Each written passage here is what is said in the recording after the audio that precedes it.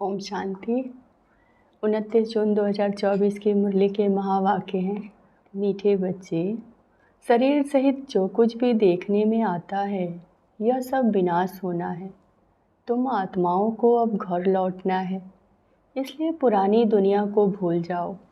प्रश्न है, तुम बच्चे किन शब्दों में सभी को बाप का मैसेज सुना सकते हो?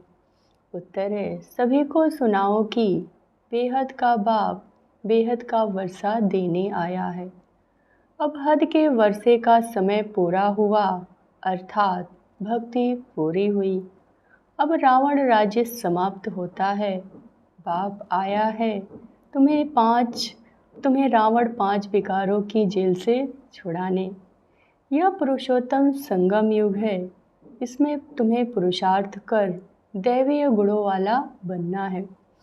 सिर्फ पुरुषोत्तम संगम योग को ही समझ ले तो स्थिति बन सकती है। ओम शांति। अब रूहानी बच्चे क्या कर रहे हैं? अव्यभिचारी याद में बैठे हैं। एक होती है अव्यभिचारी याद, दूसरी होती है बेविचारी याद। अव्यभिचारी याद अथवा अव्यभिचारी भक्ति जब पहले शुरू होती है तब शिव की पूजा करते हैं। ऊंचे से ऊंच भगवान वही है। वह बाप भी है, फिर शिक्षक भी है। पढ़ाते हैं। क्या पढ़ाते हैं? मनुष्य से देवता बनाते हैं। देवता से मनुष्य बनने में तुम बच्चों को 84 जन्म लगे और मनुष्य से देवता बनने में 1 सेकंड लगता है। यह तो बच्चे जानते हैं। हम बाप की याद में बैठे हैं। वह हमारा टीचर भी है, सतगुरु भी है। योग सिखाते हैं कि एक की याद में रहो। वह खुद कहते हैं, हे आत्माओं, हे बच्चे, देह के सब संबंध छोड़ो, अब वापस जाना है। यह पुरानी दुनिया बदल रही है, अभी यहाँ रहना नहीं। पुरानी दुनिया के विनाश के लिए यह बारूद आदि बनाए हुए हैं। नेचुरल कैलेमिटीज भी मदद करती है। विनाश तो ज़रूर होना है। तुम पुरुषोत्तम संगम युग पर हो, यह आत्मा जानती है। हम अभी लौट रहे हैं, इसलिए बाप कहते हैं, इस पुरानी दुनिया, पुरानी देह को भी छोड़ देना। देह सहित जो इस दुनिया में देखने में आता है, यह सब विनाश हो जाना है। शरीर भी खत्म होना है। अब हम आत्माओं को घर लौटना है। लौटने बगैर नई दुनिया में आ नहीं सकते। अब पुरुषोत्तम बनने का पुरुषार्थ कर रहे हो। पुरुषोत्तम है ये देवताएं, सबसे ऊंचे ऊंचे निराकार बाप। फिर मनुष्य सृष्टि में आओ तो इसमें है उच्च देवता। वह भी मनुष्य हैं, परंतु दैवीय गुणों वाले हैं। फिर वही आसुरी गुणों वाले बनते हैं। अब फिर आसुरी गुणों से दैवीय गुणों में जाना पड़े। सतयुग में जाना पड़े किसको? तुम बच्चों को। तुम पढ़ रहे हो, औरों को भी पढ़ाते हो। सिर्फ बाप का ही मैसेज देना है। बेहद का बाप बेहद का वर्षा देने आए हैं। अब हद का वर्षा पूरा होता है। बाप ने समझाया, 5 विकारों रूपी रावण की जेल में सब मनुष्य हैं। सब दुखी उठाते हैं। सूखी रोटी मिलती है। बाप आकर सबको रावण की जेल से छुड़ाए सदा सुखी बनाते हैं। बाप के सिवाय मनुष्यों को देवता कोई बना न सके। तुम यहाँ बैठे हो मनुष्य से देवता बनने के लिए। अभी है कलयुग, बहुत धर्म हो गए हैं। तुम बच्चों को रचता और रचना का परिचय खुद बाप बैठ देते हैं। तुम सिर्फ ईश्वर परमात्मा कहते थे। तुमको यह पता नहीं था कि वह बाप भी है, टीचर भी है और गुरु भी है। उनको कहा ही जाता है सतगुरु अकाल मूर्त। तुमको आत्मा और जीव कहा जाता है। वह अकाल मूर्त शरीर रूपी तख्त पर बैठे हैं। वह जन्म नहीं लेते। वह अकाल मूर्त बाप बच्चों को समझाते हैं, मेरा अपना रथ नहीं, मैं तुम बच्चों को पावन कैसे बनाऊं? मुझे तो रथ चाहिए ना। अकाल मूर्त को भी तख्त तो चाहिए। अकाल तख्त मनुष्य का होता है और कोई का नहीं होता। तुम हर एक को तख्त चाहिए। अकाल मूर्त आत्मा यहाँ विराजमान है, वह सभी का बाप है। उनको कहा जाता है महाकाल। वह पुनर्जन्म नहीं आते। तुम आत्माएं पुनर्जन्म में आती हो। मैं आता हूँ कल्प के संगम युगे। भक्ति को रात, ज्ञान को दिन कहा जाता है, यह पक्का याद करो। मुख्य है ही दो बात, अल्फ और बे, बाप और बादशाही।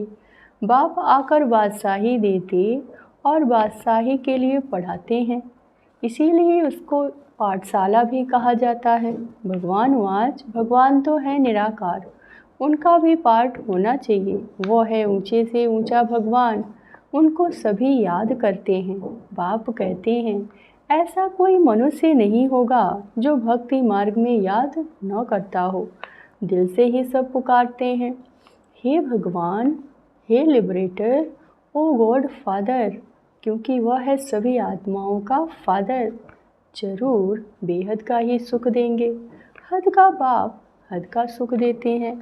कोई को पता नहीं, अब बाप आए हैं कहते हैं बच्चों, और संगतोड़ मुझ एक बाप को याद करो। यह भी बाप ने बताया, तुम देवी देवता नई दुनिया में रहते हो, वहाँ तो अपार सुख है। उन सुखों का अंत नहीं पाया जाता। नए मकान में सदैव सुख होता है, पुराने में दुख होता है। तब तो बाप बच्चों के लिए नया मकान बनवाते हैं। बच्चों का बुद्धि योग नए मकान में चला जाता है। यह तो वही हद की बातें। अभी तो बेहद का बाप नई दुनिया बना रहे हैं।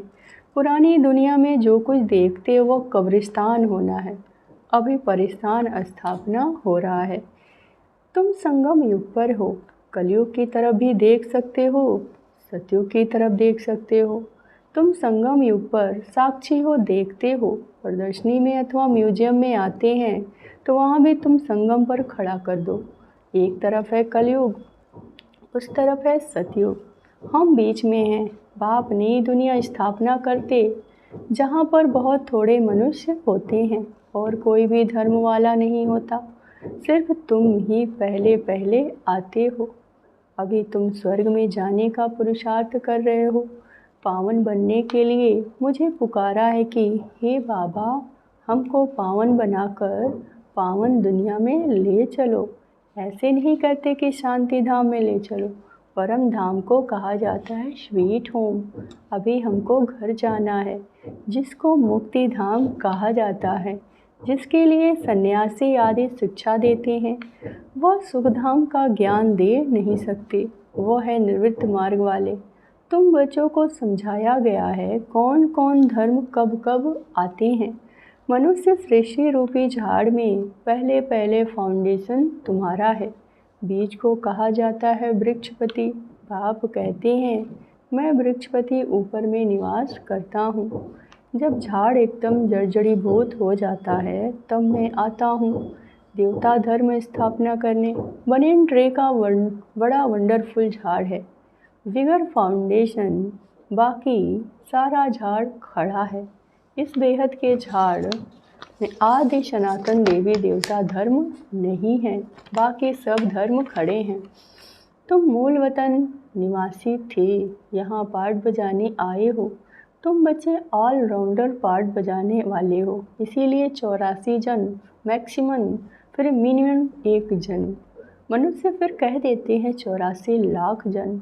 वह भी किसके लिए कहेंगे, यह भी समझ नहीं सकते। बाप आकर तुम बच्चों को समझाते हैं तुम 84 जन्म लेते हो, पहले पहले मेरे से तुम बिछुड़ते हो। सतयुगी देवताएं ही पहले होते हैं। जब वो आत्माएं यहाँ पार्ट बजाती हैं तो बाकी सब आत्माएं वहाँ कहाँ चली जाती हैं, यह भी तुम जानते हो। बाकी सब आत्माएं शांति धाम में होती हैं। शांति धाम अलग है, बाकी दुनिया तो यही है। यहाँ पार्ट बजाते हैं। नई दुनिया में सुख का पार्ट, पुरानी दुनिया में दुख का पार्ट बजाना पड़ता है। सुख और दुख का यह खेल है, वह है रामराज। दुनिया में कोई भी मनुष्य यह नहीं जानते कि सृष्टि चक्र कैसे फिरता है। न रचयिता को न रचना के आदि मध्य अंत को जानते हैं। ज्ञान का सागर एक बाप को ही कहा जाता है। रचयिता और रचना के आदि मध्य अंत का ज्ञान कोई शास्त्र में नहीं है। मैं तुमको सुनाता हूँ, फिर यह प्रायः लोप हो जाता है। सतयुग में यह रहता नहीं। भारत का ही प्राचीन सहज राजयोग गाया हुआ है। गीता में भी राजयोग नाम आता है। बाप तुम्हें राजयोग सिखलाकर रजाई का वर्षा देते हैं। बाकी रचना से वर्षा मिल न सके, वर्षा मिलता ही है रचता बाप से।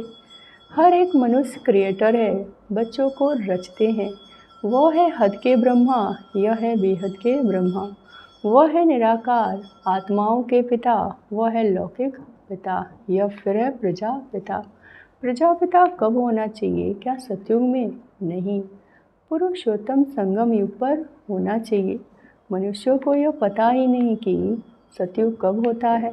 उन्हों को तो सतयुग कलयुग आदि को लाखों वर्ष दे दिए। बाप समझाते हैं 1250 वर्ष का यह एक युग होता है। 84 जन्मों का हिसाब चाहिए ना, सीढ़ी का भी हिसाब चाहिए ना। हम कैसे उतरते हैं? पहले पहले फाउंडेशन में है देवी देवता, उनके बाद फिर आते हैं इस्लामी बौद्धि। बाप ने झाड़ का राज भी बताया है। बाप के सिवाय कोई भी सिखला न सके। तुमको कहेंगे यह चित्र आदि कैसे बनाए? किसने सिखाया? बोलो। बाबा ने हमें ध्यान में दिखाया, फिर हम उन्हें यहाँ बनाते हैं। फिर उनको बाप ही इस रथ में आकर करेक्ट करते हैं, ऐसे ऐसे बनाओ। खुद ही करेक्ट करते हैं। श्री कृष्ण को श्याम सुंदर कहते हैं, परंतु मनुष्य समझ नहीं सकते कि क्यों कहा जाता है। यह वैकुंठ का मालिक था, गोरा था, फिर गावड़े का छोरा सांवरा बना, इसलिए उनको ही श्याम सुंदर कहते हैं। यही पहले आते हैं। तत्व में इन लक्ष्मी नारायण की रजाई चलती है। आदि सनातन देवी देवता धर्म की स्थापना कौन करता है, यह भी किसी को पता नहीं है। भारत को भी बुलाए, हिंदुस्तान के रहवासी हिंदू कह देते हैं। मैं भारत में ही आता हूँ। भारत में देवताओं का राज्य था, जो अब प्रायः लोप हो गया। मैं आता हूँ फिर से स्थापना करने। पहले पहले मैं ही आदि सनातन देवी देवता धर्म यह झाड़ वृद्धि को पाता रहता है। नए नए पत्ते मठ पंथ पिछाड़ी में आते हैं तो उनका भी शोभा हो जाती है। फिर अंत में जब सारा झाड़ जड़ जड़ीभूत अवस्था को पाता है, तब मैं फिर आता हूँ। यदा यदा धर्मस्य ग्लानिर्भवति भारत, आत्मा अपने को ही नहीं जानती तो बाप को भी नहीं जानती। अपने को भी गाली देते, बाप को भी और देवताओं को भी गाली देते रहते, तमो प्रधान बेसमझ बन जाते हैं। तब मैं आता हूँ। पतित दुनिया में भी आना पड़े। तुम मनुष्य को जीवदान देते हो अथवा मनुष्य से देवता बनाते हो, सब दुखों से दूर कर देते हो, सो भी आधा कल्प के लिए। गायन भी है वंदे मातरम। कौन सी माताएं जिनकी वंदना करते हैं? तुम माताएं हो, सारी सृष्टि को बहिष्ठ बनाती हो। बल पुरुष भी हैं, लेकिन मेजॉरिटी माताओं की है, इसीलिए बाप माताओं की महिमा करते हैं। बाप आकर तुमको इतनी महिमा लायक बनाती हैं। अच्छा, मीठे मीठे सिखलधे बच्चों प्रति माता पिता बाप दादा का याद प्यार और गुड मॉर्निंग। रूहानी बाप की रूहानी बच्चों को नमस्ते। धारणा के लिए मुख्य सार। पहली पॉइंट, अपार सुखों की दुनिया में चलने के लिए संगम पर खड़ा होना है। साक्षी हो, सब कुछ देखते हुए बुद्धि योग नई दुनिया में लगाना है। बुद्धि में रहे। अभी हम वापस घर लौट रहे हैं। दूसरी पॉइंट, सभी को जीवदान देना है। मनुष्य से देवता बनने की सेवा करनी है। बेहद के बाप से पढ़कर दूसरों को पढ़ाना है। दैवीय गुण धारण करने और कराने हैं। वरदान, सदा श्रेष्ठ समय प्रमाण श्रेष्ठ कर्म करते वाह वाह के गीत गाने वाले भाग्यवान आत्मा भव। इस श्रेष्ठ समय पर सदा श्रेष्ठ कर्म करते वाह वाह के गीत मन से गाते रहो। वाह मेरा श्रेष्ठ कर्म, या वाह श्रेष्ठ कर्म सिखलाने वाला बाबा, तो सदा वाह वाह के गीत गाओ। कभी गलती से भी दुख का नज़ारा देखते भी हाय शब्द नहीं निकलना चाहिए। वाह ड्रामा वाह, और वाह बाबा वाह, जो स्वप्न में भी नहीं था वह भाग्य घर बैठे मिल गया। इसी भाग्य की नशे में रहो। स्लोगन: मन बुद्धि को शक्तिशाली बना दो तो कोई भी हलचल में अचल अडोल रहेंगे। ओम शांति।